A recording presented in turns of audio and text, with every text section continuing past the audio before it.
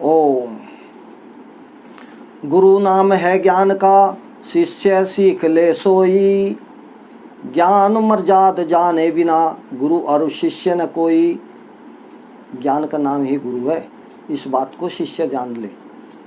और ज्ञान की मर्यादा के बिना कोई किसी का गुरु और शिष्य नहीं है।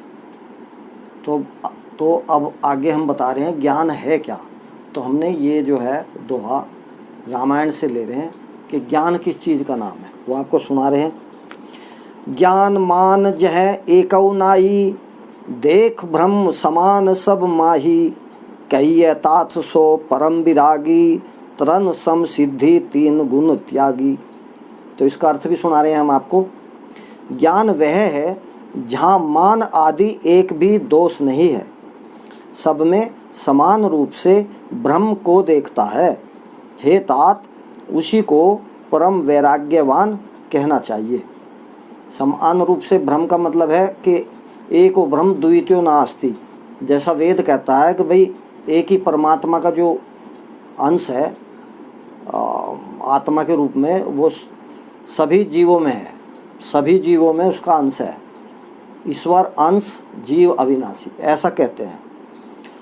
तो सभी को समान समझना चाहिए। जो सारी सिद्धि एवं तीनों गुणों को तिनके के समान त्याग चुका हो।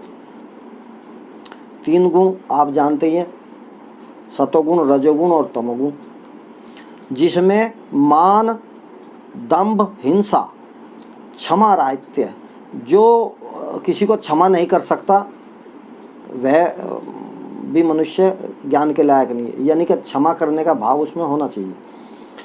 टेढ़ापन नहीं होना चाहिए, मतलब ज़्यादा तर्कशील, इधर उधर की बातें, फालतू की बातें। टेढ़ापन, जो टेढ़ा टेढ़ा चलता है, सीधे सीधे चलना चाहिए, साधारण स्वभाव का होना चाहिए। आचार्य सेवा का अभाव, जिसमें आचार्य सेवा का अभाव है ऐसा। अपवित्रता, जो अपवित्र रहते हैं। अस्थिरता, जिनका मन चंचलवान है। मन का निग्रहित न होना, जो जिनका मन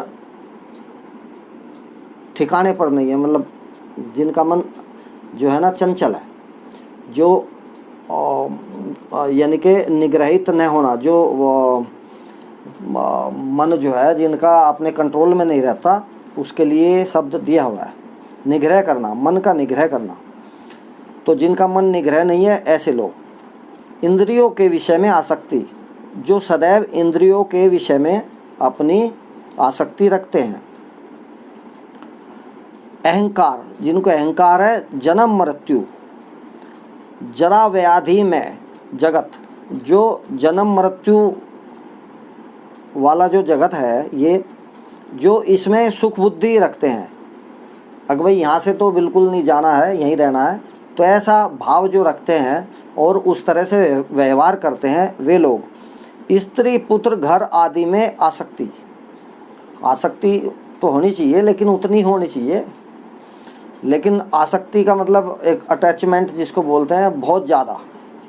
स्त्री, पुत्र, घर आदि में आसक्ति तथा ममता, इष्ट एवं अनिष्ट की प्राप्ति में हर्ष, शोक।